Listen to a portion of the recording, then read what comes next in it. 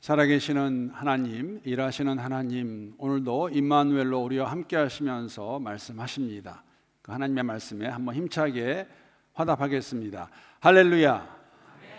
한번 더 하겠습니다. 할렐루야. 저희 교회에서는 그 매일 성경을 가지고 이 큐티 묵상을 돕고 있는데, 올해 들어오면서 그렇게 말씀을 드렸습니다. 토요일 날 새벽 기도회 때는 매일 성경 스케줄이 아니라 사도행전을 가지고 묵상하겠습니다. 그렇게 말씀을 드렸고 벌써 5개월이 지났는데, 이제 어저께 그리고 지난주 토요일에 사도행전 9장에 나와 있는 사울의 회심에 대해서 묵상을 마쳤습니다. 여러분, 사울이 회심한 다음에 가장 먼저 한 일이 무엇일까요?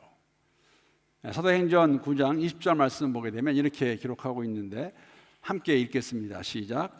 즉시로 각 회당에서 예수가 하나님의 아들이심을 전파했다. 그렇게 기록하고 있습니다.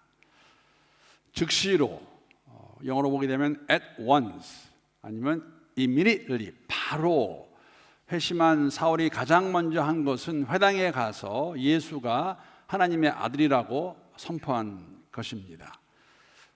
왜 그렇게 했을까요? 무엇이 사울로 하여금 이렇게 회당에 가서 이 선포를 하게 했을까? 예수가 하나님의 아들이다. 아마도 그 누구보다도 이 구원의 말씀, 또 구원의 경험을 한 사울에게 있어서는 자신과 똑같은 상황에 있는 유대인들도 잘못된 구약의 이해와 또 생각으로 그들을 향한 부담을 가지고 가서 이렇게 말씀을 전하지 않았을까.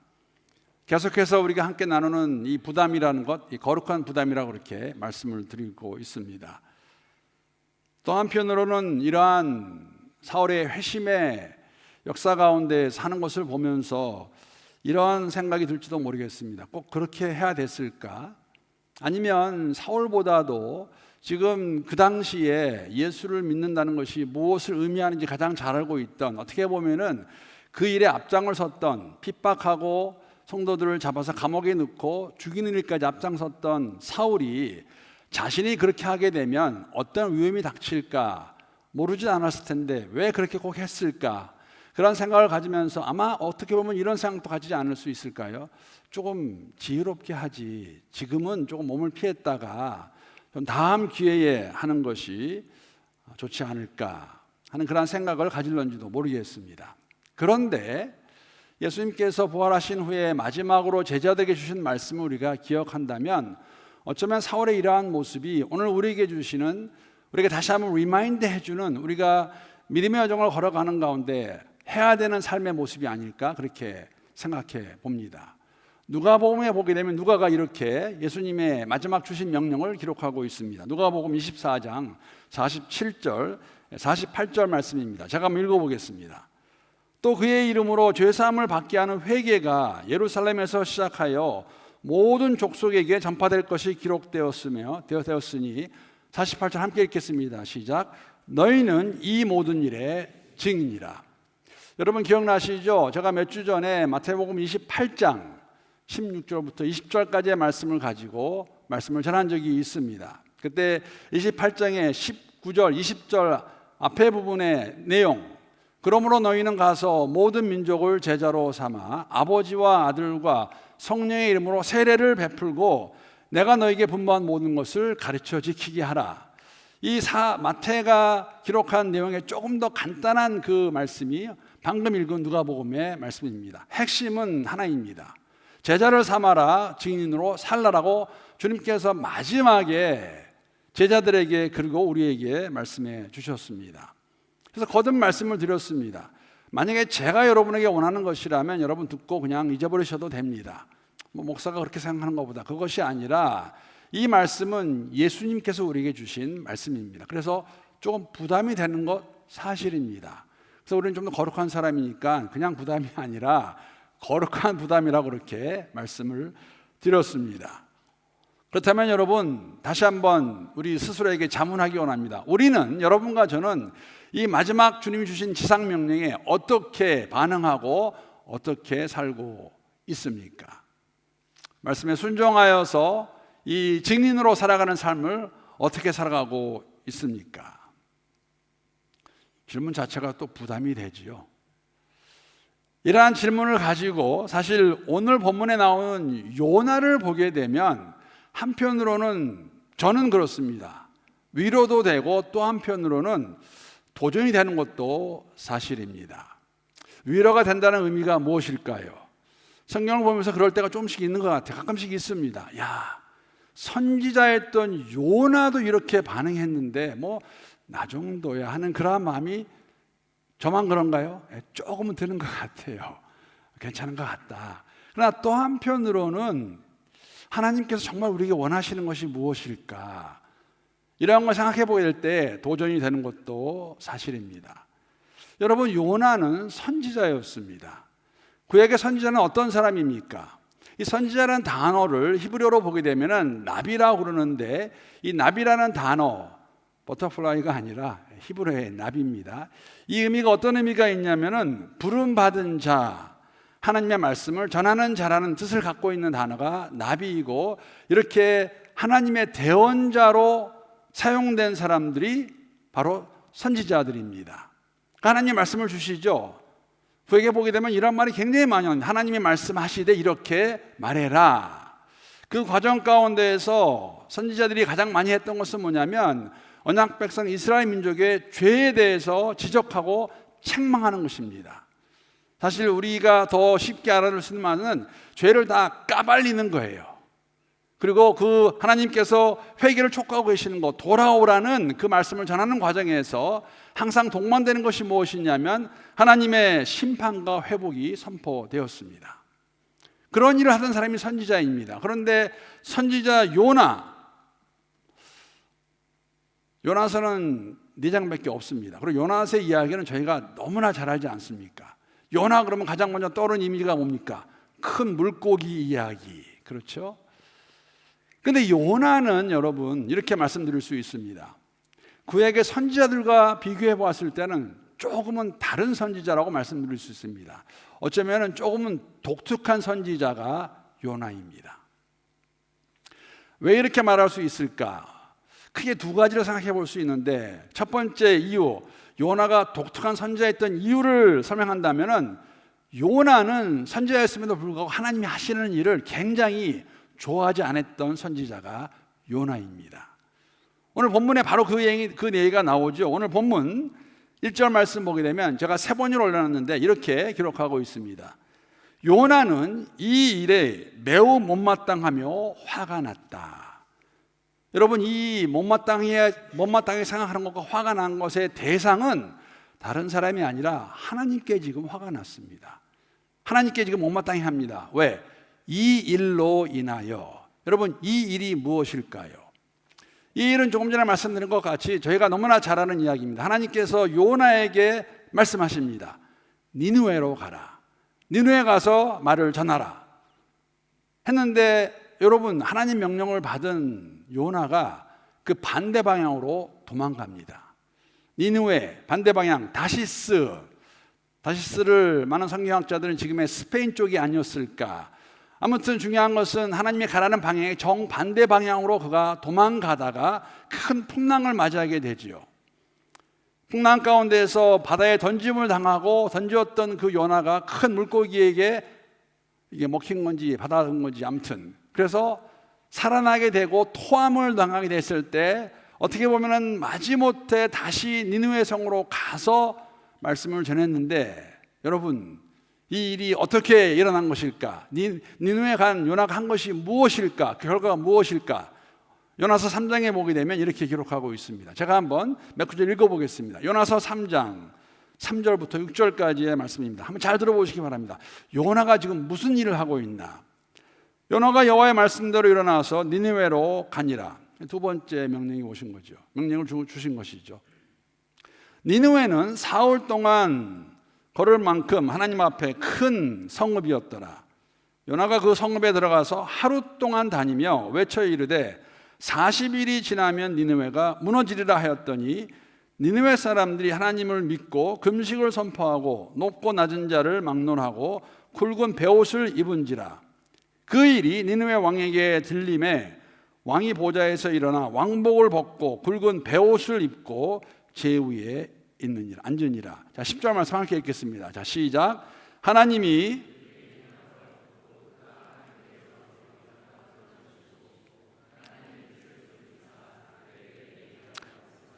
재앙을 내리지 아니하시니라. 이 일입니다.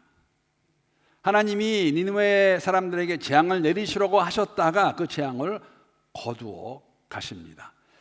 사실 여러분, 요나는 굉장히 흥미로운 선지자라고 말씀드릴 수 있습니다. 방금 읽은 3장의 내용이 되어 있지만 니느웨는 큰 성이었습니다. 굉장히 큰 성입니다. 왜냐하면 3일 정도를 걸어야 그 성을 커버할 수 있는 그러한 성인데, 지금 니느웨가, 그러한 니느웨를 요나가 지금 며칠 걸었습니까? 말씀하셔도 돼요. 하루 동안. 그러면 다 가지도 않은 거예요. 그리고 뭐라고 말하냐면, 여러분, 이만큼밖에 말 안 했을까? 이렇게 한 것 같아요. 하나님 이렇게 말하고 했을까? 40일이 지나면 니느웨가 무너지리라.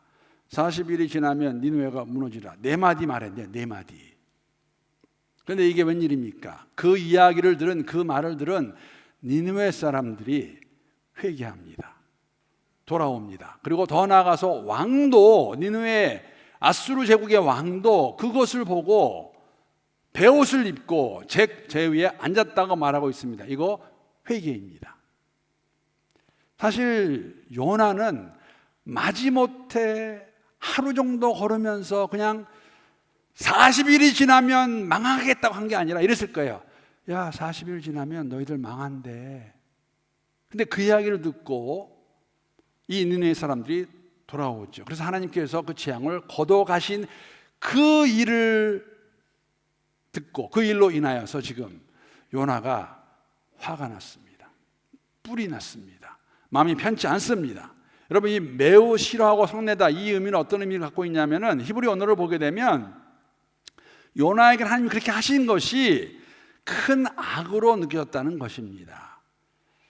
이스라엘 역사를 제가 다 말씀드리지 않겠지만, 사실 북이스라엘과 아수르 제국, 여러분, 니느웨 이 성의 사건 얼마 지나지 않아서, 몇 년이 지나지 않아서 한 3, 40년 정도 지났을까요? 그 정도 시간이 지났을 때 아수르 제국에 의해서 북이스라엘은 멸망하게 됩니다. 그러한 적군의 그러한 도시에 가서 이 말씀을 마지못해 전했는데, 하나님께서 그렇게 하시는 것은, 하나님, 이건 있을 수 없는 일입니다. 공의 하나님께서 이렇게 하실 수 있습니까? 라고 말하고 있는 것을 저희들에게 보여주고 있는 것이죠. 그러니까 요나에게는 여러분, 도덕적으로 신학적으로 하나님이 하신 일이 자신에게는 하나님의 공의가 아니라 악하게 느껴졌다는 것이죠. 어떻게 저런 악한 민족을 하나님 구할 수 있습니까? 이런 얘기예요. 하나님, 이러시면 안 되죠. 이러시면 안 되죠 하는 그 말입니다. 그런데 이러한 요나의 반응은 상당히 굉장히 아이러니하고 역설적이에요. 왜냐하면 요나가 뱃속에 있다가 구원을 받을 때에 요나가 어떻게 하나님께 말하냐면, 구원은 하나님께 속했다면서 하나님을 찬양했던 자입니다. 구원은 누구에게 속했다고요? 하나님께. 그런데 그 구원이 니느웨 사람에 임하게 되니까 이게 뭐 내로남불이라고 하나님께 대들고 있는, 정면으로 하나님께 항의하고 있는 요나의 모습을 저에게 보여주고, 얼마나 싫었으면, 얼마나 안 좋았으면 자신의 생명을 거두어 달라고 요나가 그렇게 말합니다. 사실 처음은 아니에요. 요나서를 보게 되면 여러분, 사실 요나가 말은 그렇게 하지 않았지만, 여러분, 다시스로 도망가는 그 여정 가운데에서 여러분, 큰 풍랑을, 광풍을 맞이하게 됩니다. 사실 요나는 왜 광풍이 나는지 알고 있었습니다. 조용하고 있었어요. 제비뽑기에서 자신이 뽑히게 됐을 때 요나가 뭐라고 말하냐면, 나를 바다에 던지면 이 풍랑이 멈출 것이다. 여러분, 지금 큰 광풍이 일어나고 있는데, 풍랑이 일어나고 있는데, 거기에 바다에 던져주게 되면 어떻게 되겠다는 겁니까? 나 죽겠다는 겁니다. 말은 안 했지만 요나는 그렇게 니느웨로 가는 걸 싫어해서, 내가 죽을지언정 가지 않겠다. 나 바다에 던져라. 그렇게 말했던 선지자입니다. 물론 말씀드린 대로 요나는 이런 생각 해보게 되면, 사실 요나는 바다에 던지지 않을 수도 있었어요. 결과적으로 요나서를 보게 되면 만약에 큰 풍랑이 일어난 것을 그가 알고 있는데 왜 일어난 겁니까? 하나님이 니느웨로 가라는데 다시로 하고 있으니까 하나님이 그 풍랑을 보내신 건데, 그러면 그 앞에서 그 풍랑을 맞이하는 가운데서 하나님, 제가 잘못했습니다. 하나님, 니느웨로 가겠습니다. 저를 도와주십시오 라고 회개했다면 하나님이 어떻게 하셨을까요? 자연을 다스리는 하나님께서 그 풍랑을 멈추게 하셨을 것이고, 요나는 다시 방향을 바꿔서 니느웨로 가면 됐겠지요. 그런데 그러고 싶지 않아요. 내가 죽으면 죽었지, 바다에 던져서 죽으면 죽었지, 나는 가지 않겠다. 나를 바다에 던져라.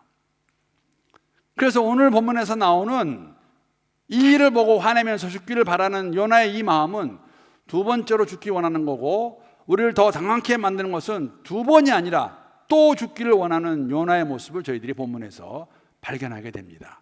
본문 8절 말씀입니다. 박농쿨 사건 다음에 바로 이렇게 하나님께 이야기하죠.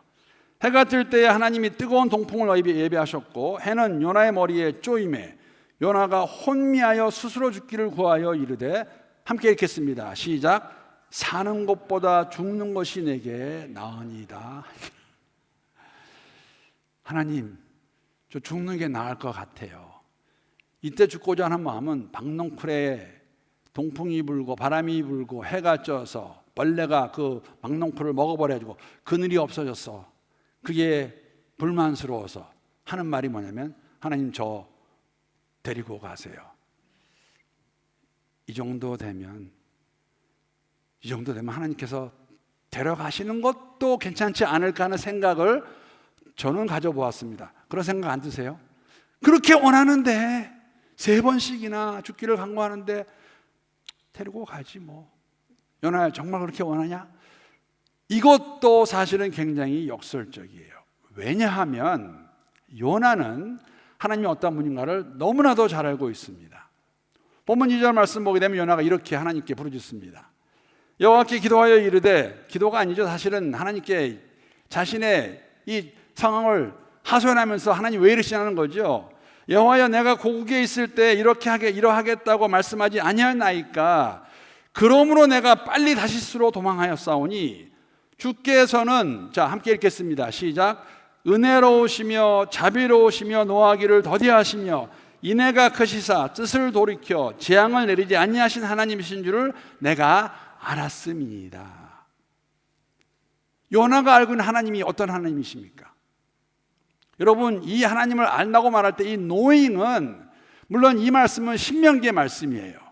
오래전에 조상들이 주신 말씀이지만 요나는 자신의 삶 가운데서 멀리 갈 거 없습니다. 요나서 안에서 하나님 어떤 분인가를 이미 그가 경험하지 않았습니까? 하나님 명령을 불순종해 도망가는 그 요나를 하나님께서 살려주세요. 바닷물에 던져졌는데 큰 물고기를 준비하셨다가 그를 덥석 삼키게 해가지고 토해내서 일을 하게 만드신 하나님, 이 하나님이세요. 그런데 자신을 데리고 가라고요? 하나님은 은혜 하나님이십니다. 은혜, 우리가 너무나 항상 많이 쓰는 단어 아닙니까? 하나님의 은혜. 하나님의 은혜가 무엇입니까? 무조건적인, 정말 사랑받을 만한 자격이 하나도 없는 저희들을 사랑해 주시는 그 하나님의 그 마음이 은혜이지요. 하나님의 은혜. 하나님은 자비로우신 분이세요. 자비가 무엇입니까? 자비는 어머니가 어린 자녀를 향해 갖고 있는 그 마음입니다. 자비. 오늘 어머니 주일인데 우리 어머니들이 정말 자비가 없었다면 우리가 오늘 이렇게까지 자랄 수 있었을까? 그래서 오늘 특별히 어머니 날인데 한국에 계신 어머니, 또 주위에 있는 엄마에게 정말 마음을 담아서 엄마 정말 고마워, 어머니 고맙습니다 하는 거, 어머니의 자비를 기억할 수 있으면 좋겠습니다. 하나님은 노하기를 더디하시는 하나님이십니다. 한 가지 흥미로운 것은 준비하다 보니까 이 더디한다는 그 히브리의 단어의 의미가 어떤 거 있냐면 긴 코를 가지고 있다, 그러한 의미가 담겨져 있는 겁니다. 왜 그러냐면 유대인들은 여러분, 사람이 화가 나면 코에서 열이 난다고 생각했다고 합니다. 그래서 코가 길면은 그만큼 더 참을 수 있는, 더디하는, 노하기를 더디하는 하나님.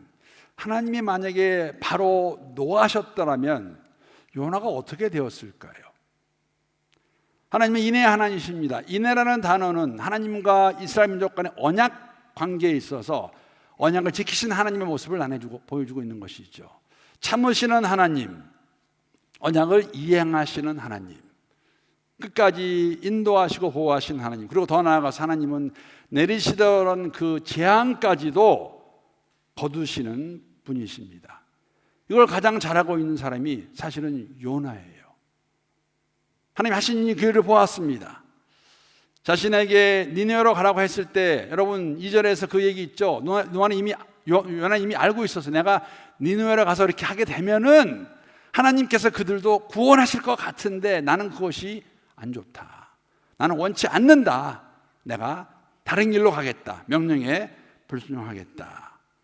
그러한 요나를 하나님께서 인내로 참으시는 가운데에 그를 다시 구원해 주셔서 돌아가게 만드시는 것이죠. 우리의 마음은 어떤지 모르겠습니다. 항상 드리는 말씀이지만, 야, 요나 어떻게 그럴 수가 있을까? 하나님이 말씀하시는데, 가라고 말하는데 어떻게 니느웨가 아니라 다시스로 갈 수 있지? 우리는 정말 다를까요? 저는 정말 다를까요? 우리가 우리의 삶 가운데에서 하는 것들, 하나님이 하지 말라는 것을 모르기 때문에 할까요? 하라는 것을 하지 않는 이유가 왜 그럴까요? 요나의 모습이 저는 우리의 모습이라고 생각합니다. 정당화시킬 수 있고 합리화시킬 수 있지만 우리의 깊은 마음속에서는 우리가 가장 제일 잘 알지 않을까요? 이거 하나님이 원치 아니하시는 건데, 하나님이 원하시는 건데, 한 영혼을 향한 그 마음. 사실 오늘 본문에서 요나가 독특하다고 말씀드리는 또 다른 이유는 뭐냐면, 사실 요나는, 여러분 하나님이 선지자를 선택하실 때에는 목적은 무엇이었냐면 언약 백성에게 가서 하나님의 말씀을 전하는 것이었습니다. 그들의 죄를 보게 하고 죄를 다 까발려 가지고 너희들 이럴 수 있느냐 책망하고 돌아와라, 하나님이 기다리고 계신다, 돌아오지 않으면 하나님이 심판하실 것이다, 그리고 회복이 있을 것이다. 대상은 이스라엘 민족인데 요나가 오늘 말하는 요나서의 대상은 이방 사람들입니다. 니느웨 사람들입니다. 아수르 제국의 사람들이라는 것이죠. 왜 그렇게 니느웨로 가라고 말씀하시는 것일까?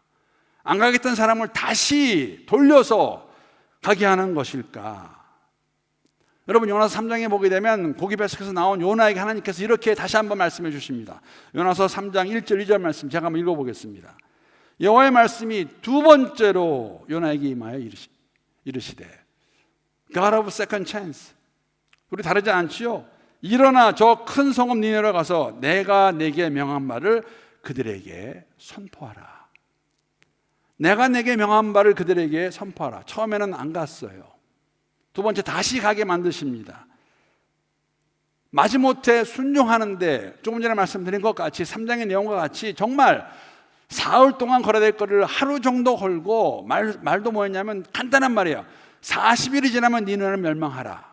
근데 그것을 하나님이 사용하십니다. 여러분 요나가 말한 것에 힘이 있었을까요? 아닙니다. 하나님이 그것을 사용하신 것이죠. 사람들의 마음을 감동시키시고 돌아오게 하고 회개케 하고 여러분과 저를 도구로 사용하시는 하나님, 우리는 그대로 순종하면 됩니다. 가서 말하면 됩니다. 온 마을 잔치 크게 다르지 않습니다. 교회가 이런 축제를 하고 잔치를 준비하고 있는데 한번 와보십시오. 나 같은 사람이 나 같은 사람을 도구로 사용해서 일을 하시는 것이죠. 그런데 여러분 이 니느웨 성이 돌아왔을 때에 다시 적해준 도전이 뭐냐면, 여러분 자 니느웨 성의 사람들이 돌아왔어요. 처음부터 안 좋아했지요. 기대하지도 않았습니다. 사실 요나의 마음 깊숙한 곳에서는 저 사람들은 다 어떻게 되면 좋겠다? 죽으면 좋겠다, 멸망하면 좋겠다. 근데 그러한 마음이 오늘 본문에 고스란히 다 저희들에게 보여주고 있습니다. 왜냐하면 니느웨 성이 돌아왔어요. 하나님께서 말씀하셨습니다. 내가 재앙을 내리지 않겠다. 그리고 사실 3장으로 끝나면 가장 아름다운 모습이에요. 왜? 가서 말씀을 전했고 니느웨 사람들이 돌아왔고 그러면은 하나님의 목적이 이룬 거 아닙니까? 그런데 4장이 나와요. 그 일을 본 니느웨가 성을 내며 불평합니다. 그리고 나서 바로 성 근방에다가 초막을 하나 짓고 그 성을 지켜봅니다. 이번에 나오잖아요. 왜 그랬을까요? 왜 바로 돌아가지 않고 팔레스타인으로 돌아가지 않고 왜 성주위에서 그렇게 초막을 짓고 지금 니느웨 성을 보는 이유가 무엇일까요? 왜 그렇게 하고 있을까요? 이유는 간단합니다. 저 사람들 저 회개가 진심인가 조금 보자. 혹시 하루 정도 지난 다음에 다시 돌아가서 하나님이 저들을 멸망하지 않으실까? 아니 멸망하길 바라는 요나의 모습이 초막을 짓고 니느웨 성을 보는 모습에서 우리가 엿볼 수 있습니다. 그러한 요나에게 하나님께서 박농쿨을 주세요. 박농쿨 사건. 한 가지 흥미로운 것은 뭐냐면 요나서가 짧은 4장이지만 처음부터 마지막까지 두 가지가 안 나오는데 회개하는 단어가 나오지 않습니다. 요나가 정말 회개했을까? 또 하나는 기뻐하는 모습이 나오지 않은데 이때 기뻐해요. 박농쿨로 그늘이 젖었을 때 굉장히 기뻐합니다. 와, 어쩌면 그런 마음이 있어서 하나님이 내 마음을 알아주셨구나. 내가 이 지켜보는 게 너무 힘드니까 그 태양의 그 빛을 피하기 위해서 나한테 이렇게 그늘을 만들어 주시는구나. 와우, 정말 감사하다. Praise the Lord. 하나님 감사합니다. 그런데 하루 만에 그 박농쿨이 시들어버립니다.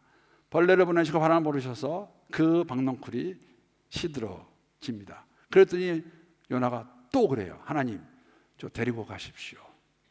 사는 것보다 죽는 것이 낫습니다. 우리도 크게 다르지 않을 것 같아요.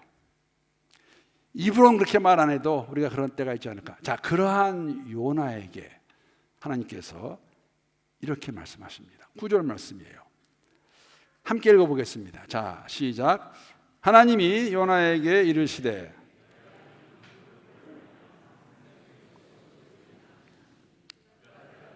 내가 성내어 죽기까지 할지라도 오르니이다 하니라. 여러분 굉장하지 않아요? 지금 하나님이 요나에게 말씀하세요. 요나야, 그 박농쿨 너 한 거 뭐 있니? 그거 내가 보내서 만들어줬고 그늘 또 내가 거두어갔는데 너 그렇게 왜 성내는 거야? 왜 그렇게 화내는 거야? 그렇게 화내는 게 맞아? 옳은 일이야? 하나님, 내가 성내어서 죽기까지 할지라도 어떻게 하라고요? 내가 옳습니다. 여러분, 내가 옳으면 누가 틀린 거예요? 하나님이 틀린 게 되지 않습니까? 요나가 그런 선지자였습니다. 하나님 앞에서 이렇게 아주 당당하게 자신의 마음, 물론 여러분 박농쿨 사건은 그늘이 없어진 것을 말하는 거 아니죠. 우리 삶에 그런 거 있지 않습니까? 그 마음은 이렇게 반응하는 것은 요나의 마음, 요나의 지실된 마음이에요. 하나님, 왜 니느웨 사람들, 그 아수르 제국의 사람들, 그 이방인들 왜 그들을 심판하지 않느냐 하시는 겁니까? 왜 그들을 살려주시는 겁니까? 저 기분 나빠요. 저 마음에 안 들어요. 왜 박농쿨을 화내냐고요? 제가 죽기까지 화내는 것도 나는 옳다고 생각합니다. 하나님, 왜 그러세요? 라고 말하는 것이죠. 사랑하는 성도 여러분, 이 모든 일을 하신 분은 하나님이세요. 하나님이 요나에게 니느웨로 가라고 말씀하셨고 가장 했다는 그 요나를 그 인도하셔가지고 그렇게 큰 물고기, 광풍과 큰 물고기로 바꾸셔가지고 마지못해 갔지만 정말 마지못해 그 한마디 네 마디 한 거 가지고 40일이 지나면 니느웨가 멸망하리라. 그것을 사용하셔서 니느웨 사람들이 돌아오게 하십니다. 박농쿨도 하나님이 주신 것입니다. 그런데 하나님이 만드신 겁니다. 박농쿨을 실행한 것도 하나님이세요. 모든 건 하나님이 하시는 것이고 요나는 한 게 하나밖에 없어요. 순종해서 하면 되는 겁니다.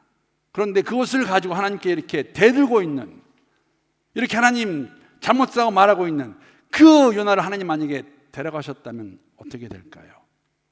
끝까지, 요나서는 끝까지 요나가 어떠한 반응을 했는지, 아니 하나님 말씀에 어떻게 반응했는지를 보여주지 않고, 여러분 이러한 요나에게 하나님이 마지막에 뭐라고 말씀하실까요?